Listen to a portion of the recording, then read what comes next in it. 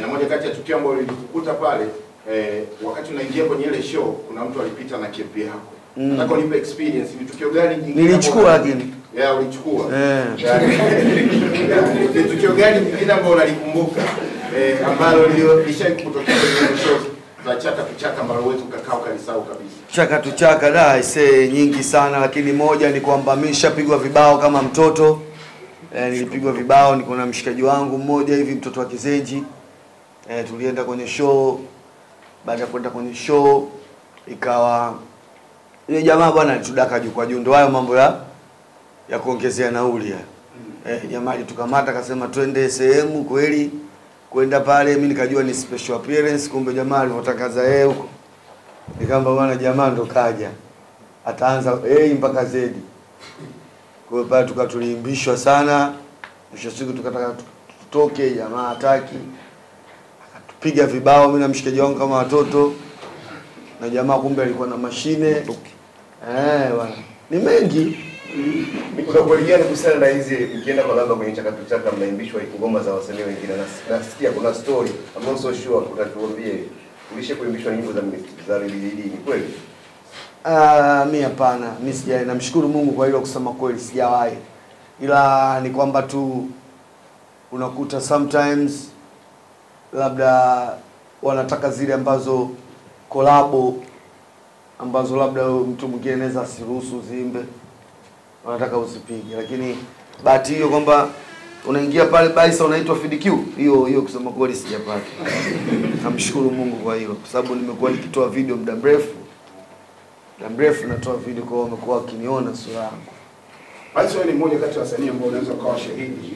Zamani kulikuwa na matamasha ya kama Dar es Salaam, leo Baisa yuko hapa, posters kibao, watu wanakuja kuja kumuona wewe peke yako.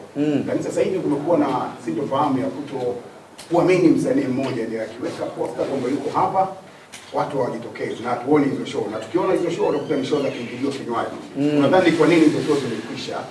Lakini pia wewe ni mmoja kati ya wasanii wenye utajiri wa muziki ambao unadumu kwenye masikio kwa muda mrefu, kwa maana ya beat zile mpoko ambazo zimeshiba na unaweza kusikiliza kwa muda wote, ni muziki ambao unaishi.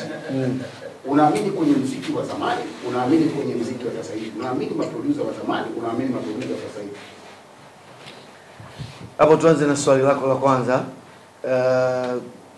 Unafikiri wadau wenyewe na wasanii ndo tumeliua ili swala la kufanya wasanii show za bure ovyo, show nyingine unakuta kiklabu kidogo kuna watu 20, yani waimbaji wenyewe wamejaa kwenye ile club. Yani hata wakija watu 10 na nyinyi waimbaji mnaoingia mule club imejaa. Sijajua ni kwa nini kisoko. Sijajua tena hili swali, na video wasanii tujiulize sana. Inawezekana tumekalia kuti kavu. Sababu inapofika mpaka tunaanza kuja mande, maana yake tunakuja mande, yani tunakuja wengi. Muone kiingilio kinywaji. Yani ni kwa mimi ambaye nipo kwenye miaka 22 kwenye hii sanaa, naweza kusema hiyo ni sababu ya hatari sana kwenye industry. Kwa sababu itafika kipindi utaona unaitwa na kuna wengine nane, na ukiangalia ule mchele unautaka, huwezi kukataa, bora liende. Unaelewa? Kwa hiyo wenyewe tunajenga na wenyewe tunabomoa. Kwa mimi naweza kusema hivyo. Wengine unahusiana na muziki wako na muziki wangu bwana, kusema kweli niseme tu kweli, ninatumia muda kutengeneza, na ndio maana unachukua muda wa kukaa, kwa sababu mimi ni mgumu sana kwenye kutengeneza muziki. Huyu ni mmoja wa producer ambaye yuko Blue Record, aitwa Chris Inc.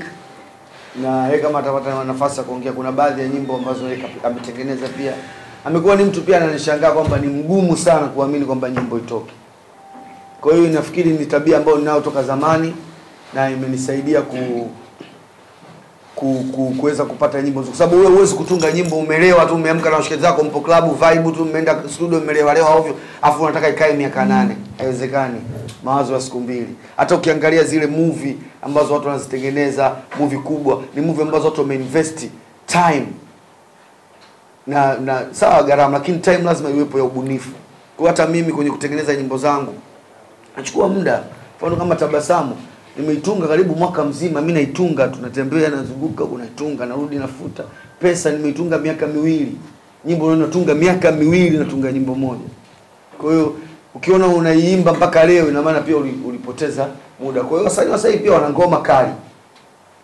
Sasa kama nilivyosema mimi nimeshirikiana na wasanii wa kileo na wa zamani. Wasanii wa sasa pia wasanii wa kitambo wanasema wasanii wa sasa hivi wanavunda. Hapana, ukiingia na studio unabidi ujipange, yani uwe na talent kweli. Kama ulibebwa kitambo, sasa hivi game ya watoto wa sasa hivi wawezi. Wakali. Lakini kama una talent kitambo, mnapigana wote ulingoni. Wenyewe unajua leo tumekutana na mzee leo. Kazi ipo. Kwa hiyo vitu kama hivyo. Kwa hiyo talent bado ipo na watu wakali bado wapo. Sema tu watu wa zamani hapa. Danzo na swali danzo. Umeongelea pesa, umerekodi kwa umeandika kwa miaka 2. Nakumbuka pia pesa ndio ngoma ambayo kwa mujibu wako mwenyewe kwamba kama isingefanikiwa basi ulikuwa unataka kuhama kutoka Tanzania. Natamani niambie hiyo zaidi. Ni kweli, ni kweli. Kweli ngoma ya pesa wakati naitunga, kwanza nilitunga kipindi ambacho sina hata shilingi 10. No, of course nilitunga kipindi ambacho na hela, nilikuwa nimepata safari, niko sehemu, nikawa nimepewa hela zangu za show, nikazimwaga kitandani, nikawa na meditate, nikaona pesa hizi. Nikakumbuka nilipotokea nini, ndo pale nikaanza kupata nyimbo. Lakini sasa siku nakuja kuirekodi, ile hela yote ile iliisha, kwa sababu ni hela ya show ikawa imeisha. Kwa hiyo nirekodi pesa sina hata 100. Hiyo story nyingine hiyo nyimbo. Lakini nikairekodi kwa sababu ni usanii, nikarekodi kama mtu ambaye nina hela, ile sina hata 100. Na ile nyimbo baada ya kuirekodi nikaiweka ndani. Kaiweka ndani tu. Nakumbuka B12 alinipigia akaniambia, "Mbona unakaa kimya sana utoe nyimbo?" B12 B-Dozen. Nikamwambia, "Bwana mimi nafikiria kuacha haya mambo, naona nakuwa umeona. Alafu pia ndio hivyo nataka nisafiri, yani niache muziki niwe baharia. Yani nitoweke nchi hii. Sielewi." B12 akaniambia, "Una kazi yote ndani?" Nikamwambia nayo, nikamsikiliza. Na jamaa mwingine Sharao anaitwa Rhymes. Rhymes naye nimsikiliza akaniambia, kabla hujasafiri au hujaacha, toa kwanza hii. Afu acha muziki. Na hata B12 naye nilimsikilizisha akaniambia, toa kwanza hii.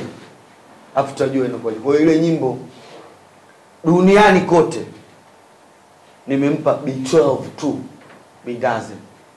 Sijai kuisambaza kwa mwandishi yoyote au radio yoyote zaidi ya kumpa B12 peke yake.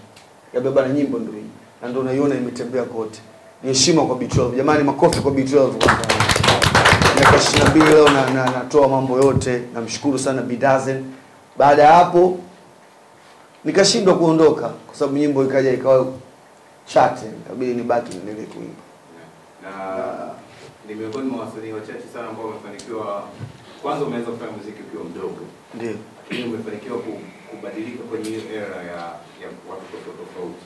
Ndio. Kutoka zamani wakina PNC wa hit to leo Diamond na hit. You're still there na umeonyesha progress kwenye kubadilika pia kwenye stars zako. Kwenye hii miaka 22, nini ambacho pengine haujaishare? Kilikuwa changamoto sana ambacho hicho unaona kwenye miaka 22 nimekaza. Swali inabidi nifikirie kidogo. Kitu ambacho sijaishia, unajua mimi ni mtu wa kuongea, naongeaga vitu vyote. Lakini chap naweza kusema kitu ambacho sijawahi kushare kabisa. Ni pale machozi unalia unaposikia nyimbo yako kali, hafu una uwezo wa kuipeleka kokote. Hiyo hali imenikuta mara nyingi sana. Kwa sababu nyimbo nyingi ambazo nimezifanya zikawa hits, nyimbo ambazo huwa nazitengeneza kwenye wakati mgumu. Sio nikipataga hela na kwa siwezi kurekodi. Kwa hiyo nikiwaga na njaa sana ndo naingia studio na rekodi ngoma kali sana. Kuna kuta ngoma umeitengeneza kama hiyo B12 nilikuwa naisikiliza nalia tu mwenyewe, hii ngoma kali, mimi unajua na kitu bwana, lakini sasa itakuwaje? Machozi kabisa yananitoka yani. Umeelewa? Lakini huwezi kushare na mtu. Umeona, mwingine unakutana naye anakuambia wewe mkali, ila basi tu kibongo bongo. Azidi kukuumiza. Umeelewa? Kwa hiyo ni vitu ambavyo vilikuwa vinaniumiza ndani. Yaani naumia ndani ya moyo wangu. lakini sina uwezo wa kufanya chochote. Na kitu kingine ambacho kilikuwa kinaniumiza ndani kwenye mapambano haya ya kufika hapa ni kukosa tuzo. Lazima niwe mkweli. Kukosa tuzo ni kitu ambacho kinaniumiza ndani kabisa. Nimekosea wapi? Mbona wanakuja ndazimu tu wanachukua tuzo? Wengine hata tuwasikii tena waliendaga wapi. Mimi sitakiwi kuwa na tuzo. Au kuna mtu unagomvi naye mule kwenye tuzo? Sijui, yani shenda kwenye sehemu meza nzima watu wamechukua tuzo. Nakumbuka nilikuwa nafanya kazi na brother mmoja Zizu. Ilikuwa ndio nyimbo yangu Tabasamu imetoka. Nikamwambia mimi siwezi kuja bana, wanipi. Ananiambia njoo nakupa, mimi nishachunguza. Nikanipa paka suti, nimeenda paka pale. Fika paka pale bwana, umepewa meza nzima wanashangilia. Kasoro mimi. Niliumiza sana kusema kwa ile siku, nakumbuka niliumia mno. Yaani nikasema mimi naacha bwana. Sina bahati ya mambo. Okay. Naacha. Wasanii ambao walikuwa nafanya nao collab na bado still nafanya nao, kama nilivyosema, naangalia sababu mbalimbali. Wakati mwingine mtu anakuja, kwa mfano kama Mabantu walishawahi kuja, nilishafanya nao collab kabla hawajatoka. Walikuja na 70,000 wakiwa wamechanga buku. Sio, umeelewa? Ila nilipoona ile hela hao walipoichanga, yaani ukiangalia buku unaona kabisa imechangwa. Unajua buku inakuwa kama nao inaanza kuzeeka. Unaona hii buku hii ilikuwa imefichwa sehemu. Lakini kusema kweli nilichukua ile 70,000 na nikaenda kuimba nao, lakini baadaye kuna imani iliniingia. Nafikiri sio tuligawana ile hela. Wao waliondoka na 35, mimi 35. Sio nilibaki na yote. Kwa sometimes zinatokea, kwa sababu mimi binadamu na kazi yangu muziki. Wengine wanakuja na fedha, tunaelewana. Na unaweza kukuta sio fedha kivile wala nini. Hela kula ugali tu siku mbili. Kama bibi. Wewe unajua ila kula ugali siku mbili unaijua. Wewe unaijua. Lakini unakuta mtu alipotoka katoka mkoani, katoka nini, sometimes lake unaiacha, sometimes unachukua. Mwenyewe unakuwa na shida zako unachukua. Kwa hiyo ndo tunavoelekea huko. Hilo swali la kwanza. Kwa hiyo tunaangalia mambo mengi, sometimes nidhamu, sometimes pesa. Umeona bwana, nisiwe muongo, vitu kama hivyo. Na kuna limitation ya kiasi ama wewe chochote tu fresh? Mimi sina, mimi chochote tu. Mimi unaweza kunipa hela, yani ukashangaa tumeila hapo kabisa. Yani tumeila na tumelipa bili hapo.